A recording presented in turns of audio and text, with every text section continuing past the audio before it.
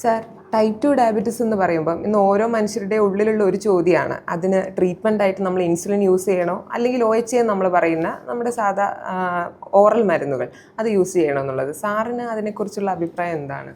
ഈ type 2 diabetes എന്ന് പറയുമ്പോൾ തന്നെ അതിൻ്റെ ഒരു മീനിങ് എന്താണ്? നമ്മുടെ ബോഡി ഇൻസുലിൻ പ്രൊഡ്യൂസ് ചെയ്യുന്നുണ്ട്. ആ പ്രൊഡ്യൂസ് ചെയ്യുന്ന ഇൻസുലിൻ എഫക്റ്റീവ് അല്ല. അതാണ് ടൈപ്പ് 2 ഡയബറ്റീസ് എന്ന് പറയുന്നത്. അത് ടൈപ്പ് 1 ഡയബറ്റീസ് കുട്ടികളിലാണ് വരുന്നതെങ്കിലും ടൈപ്പ് 1 ഡയബറ്റീസ് അഡൾട്ട്സിലും വരാം.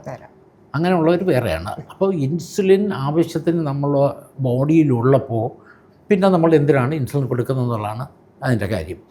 ഇപ്പോൾ അവൈലബിളായിട്ടുള്ള മരുന്നുകൾ നോക്കിക്കഴിഞ്ഞാൽ ഒരു 80% ഡയബറ്റിക് പേഷ്യൻറ്റിനെയും നമുക്ക് ടാബ്ലറ്റ്സ് തന്നെ ഉപയോഗിച്ച് ട്രീറ്റ് ചെയ്യാൻ കഴിയും. പിന്നെ ഒരു ധാരണയുണ്ട് ഇൻസുലിൻ എടുക്കുന്നത് നല്ലതാണെന്ന്, ഇൻസുലിൻ നമ്മളെ ബോഡിയിൽ തന്നെ ഉള്ളതാണെന്നൊക്കെ ഒരു ധാരണയുണ്ട്. അങ്ങനെയല്ല. നമ്മളെ ബോഡിയിൽ ഉണ്ടാകുന്ന ഇൻസുലിനോ ബോഡിയിൽ സർക്കുലേറ്റ് ചെയ്യുന്ന ഇൻസുലിനോ അല്ല നമ്മളെടുക്കുന്നത് സിന്തറ്റിക് ആയിട്ട് പ്രൊഡ്യൂസ് ചെയ്ത ഇൻസുലിനാണ്. ബോഡിയിൽ നമ്മൾ പാൻക്രിയാസിൽ നിന്ന് വരുന്ന ഇൻസുലിൻ വേറൊരു തരം ഇൻസുലിനാണ്. അതിൻ്റെ സ്ട്രക്ചർ വേറെയാണ്, അതിൻ്റെ സെക്രീഷൻ വേറെയാണ്. അതിങ്ങനെ ഒരു പൾസസ് ആയിട്ട് മാത്രം ഇങ്ങനെ സെക്രീറ്റ് ചെയ്യുന്നതാണ്. അപ്പോൾ അതൊന്നും നമുക്ക് പുറമേ കൊടുക്കുന്ന ഇൻസുലിൻ കൊണ്ട് മിമിക് ചെയ്യാൻ കഴിയില്ല. നാച്ചുറൽ ഇൻസുലിൻ്റെ സെക്രീഷൻ നമുക്ക് പുറമേ നിന്ന് ഇൻസുലിൻ വെച്ചോ ഏതെങ്കിലും ടൈപ്പ് ഇൻസുലിൻ വെച്ചാൽ നമുക്ക് അതിനെ അനുകരിക്കാൻ കഴിയില്ല. ഈവൻ ഒരു പമ്പ് വെച്ച് പോലും അതിനെ അനുകരിക്കാൻ കഴിയില്ല. അപ്പോൾ നമ്മൾ ഈ ഇൻസുലിൻ ഉപയോഗിക്കുന്ന ബ്ലഡ് ഷുഗർ കുറയ്ക്കാനാണ്. ഇതിൽ വേറൊരു കാര്യം എന്താണ്, ഇപ്പോൾ ടാബ്ലറ്റ്സും ഇതുമായിട്ട് ചോദിക്കുക. പണ്ട് കാലത്ത് പോലല്ല, ഇപ്പോൾ ടാബ്ലറ്റ്സൊക്കെ അവൈലബിളാണ്. പുതിയ ടാബ്ലറ്റ്സ് ഉണ്ട്, പുതിയ രീതിയിൽ വർക്ക് ചെയ്യുന്ന ടാബ്ലറ്റ് ഉണ്ട്. ഹാർട്ടിനെ പ്രൊട്ടക്റ്റ് ചെയ്യുന്ന തരം ഡയബറ്റിക് മെഡിക്കേഷൻസ് ഉണ്ട്, കിഡ്നിയെ പ്രൊട്ടക്റ്റ് ചെയ്യുന്ന തരം ഡയബറ്റിക് മെഡിക്കേഷൻസ് ഉണ്ട്. അപ്പോൾ ഇങ്ങനെയുള്ള മരുന്നുകളുടെ അഡ്വാൻറ്റേജ് നോക്കണം. ഇൻസുലിൻ ആകെ ചെയ്യുന്നത് ബ്ലഡ് ഷുഗർ കുറയ്ക്കും എന്നുള്ളത് മാത്രമേ ഉള്ളൂ. ഇൻസുലിൻ നിങ്ങൾക്ക് ആവശ്യമാണ് ചില സിറ്റുവേഷനിൽ. പേഷ്യൻ്റ് ഇൻഫെക്ഷൻ ഉണ്ട്, സെല്ലൈറ്റിസ് ഉണ്ട്, അല്ലെങ്കിൽ ഒരു ഹാർട്ടിൻ്റെ പ്രോബ്ലം ഉണ്ട്, സർജറി ഉണ്ട്, അങ്ങനെയൊക്കെയുള്ള സിറ്റുവേഷനിൽ ഇൻസുലിൻ വേണം. അല്ലാത്ത സിറ്റുവേഷനിൽ ആവശ്യമില്ല. അതിൽ ഏറ്റവും പ്രധാനപ്പെട്ട കാര്യം, നമ്മൾ ഈ ഡയബറ്റീസിനുള്ള മെഡിസിൻസ് ഉപയോഗിക്കുന്നതിൻ്റെ ബേസിക് ഉദ്ദേശം എന്താ? ഹാർട്ടിൻ്റെ അസുഖം വരാതിരിക്കുക, കണ്ണിന് അസുഖം വരാതിരിക്കുക, നെർവിൻ്റെ അസുഖം വരാതിരിക്കുക, സ്ട്രോക്ക് വരാതിരിക്കുക, ഇതൊക്കെയാണ്. അപ്പോൾ അങ്ങനെ ഉള്ള പ്രൊട്ടക്ഷൻ തരുന്ന മെഡിസിൻസ് അവൈലബിളാണ്, ഇൻസുലിൻ അത് തരില്ല.